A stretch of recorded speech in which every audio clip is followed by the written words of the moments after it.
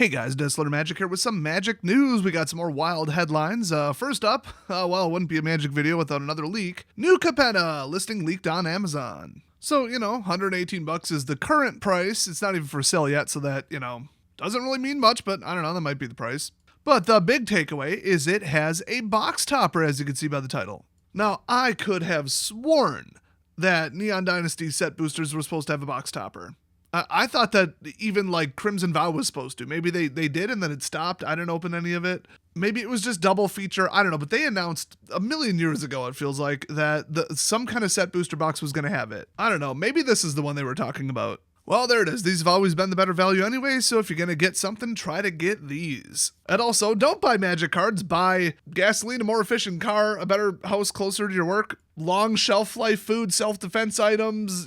Yeah. Oh, and a bicycle. Very important prepper item. Next up, remember this old legendary land? The Tabernacle at Pendrell Vale. Boy, I can barely read that. No wonder they changed the white on white font and ink. Anyway, it has been located by somebody on Reddit. And this was confirmed by the original artist that this was their inspiration. So this is Southwell Minister, although the pronunciation key just looks like some gibberish in another language, so I'm sure I'm somehow getting that wrong despite it being in English. And it resides in, and I assure you this is a real place, Nottinghamshire. I'll give you one guess what country that's in. Next up, remember the guy in Georgia that was in deep legal trouble over spending $57,789 on a Gem Mint 9.5 Charizard, like first edition Shadowless or whatever it was. Why would that be a problem? Because he got an $85,000 economic injury disaster loan and then used the money to buy a Charizard. Well, now he has to forfeit the card and owes $85,000 in restitution, is spending 3 years in prison, which, is never what that turns out to be, and then, of course, $10,000 on top of it. So basically the entire loan back plus the 10, but then the government also seized the Charizard. So if you thought, oh, 85,000 loan, 85,000 penalty, 10 grand on top of it, gotcha, then why did they seize the Charizard? I don't know if they're just going to auction it and then remove it from his payment. I know a lot about the legal system, but that's one of my blind spots. So, don't do that. By the way, I should point out, federal prison, not state or county prison. Have fun, asshole. Hopefully they go after the phase members and other assorted douchebags who took out loans that they didn't need. Which really are just grants. Let's stop calling them loans. I hope that Charizard provided a lot of, quote, COVID relief. Next up, somebody asked Mark on his stupid Blogatog Tumblr blog something to the effect of, okay, whatever, New Capenna, Neon Dynasty, great, whatever. Are we going to get some, traditional fantasy sets coming up? And he confirmed absolutely yes. Good, it's about time. I mean, I like sci-fi, but it just feels really out of place. I didn't think I'd have an issue with it because I like all kinds of, cyberpunk, futurist stuff, and, post-apocalyptic, and really any kind of setup, that's cool. But it just doesn't fit.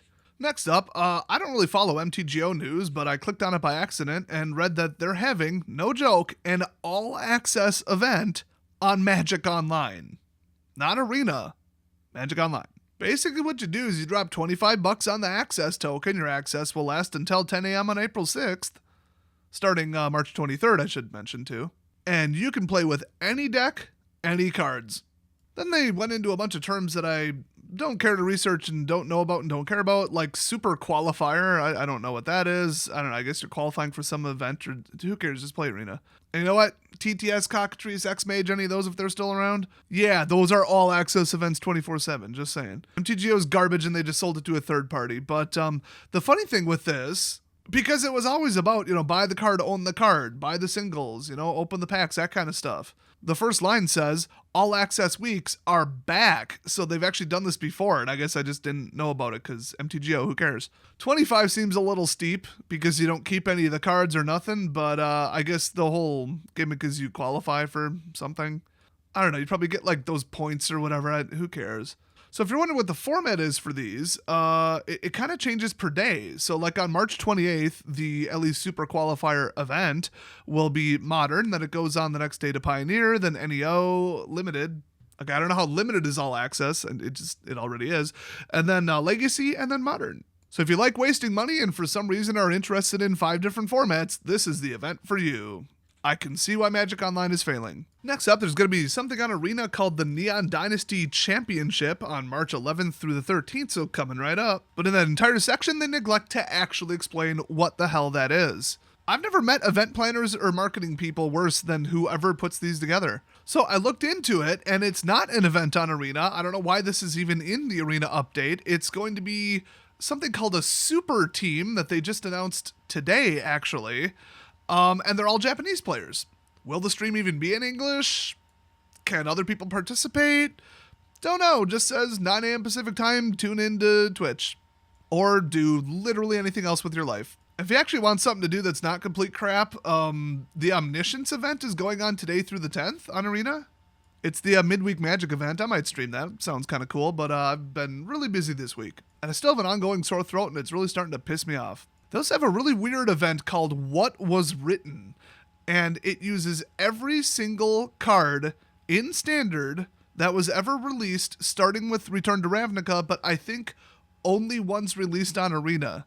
So it's gonna like mix tiny parts of what, like MH1 and 2 or something, or like Jumpstart, or it's just weird. And then people said, ooh, is this a hint at Pioneer? And they came out, and their response wasn't just no or maybe or no answer. It was, we're actually still researching if people want Pioneer on Arena, when they already came out and said it's coming out in 2021. And then in 2021, when they announced Alchemy, they said, oh no, we kicked it back a year, and now they've decided on, well, we might not do it at all. This is what happens when you do market research and then just ignore it. Just don't care and just do whatever the hell you want. And the only other upcoming noteworthy date is when they're going to stop doing Kamigawa Neon Dynasty as a quick draft. I have never seen a worse draft set in my life. Even Ikoria was a little bit better than Neon Dynasty. You can't get anything going. Everything is in the uncommon slot on up. You're basically stuck with running ninjutsu or whatever you can get going with, green-white enchantments, or you're just running just garbage, just trash. I mean, I was like 3-0 in one of these, and then my fourth opponent, it was still just, oh, well, here's this and maybe a boost, and I guess I have like a no synergy aura, and I don't know, I picked up some equipment. We were just like throwing just random cards at each other. It wasn't like, I'm running a ninjutsu deck. I was just running red-white ambush. Can't beat a classic, but even that has very little support. It was just weak, pathetic creatures, and then no tribal or upgrade support to get anything going. And if somebody does get it going by pure luck, they're just going to auto-win through the whole thing. So thank God it's changing to, oh no, Crimson Vow. You know what? As far as I know, people still cheat at quick drafts, so just stay away from it. Oh, and the Arena Open coming up on April 16th, in case you're all excited about that. The format is historic, so, don't bother. So not a lot of good news coming out of Arena, but not a lot of good news coming out of anything this week. So good luck with them gas prices, and vote accordingly this November. I'll see you guys next video.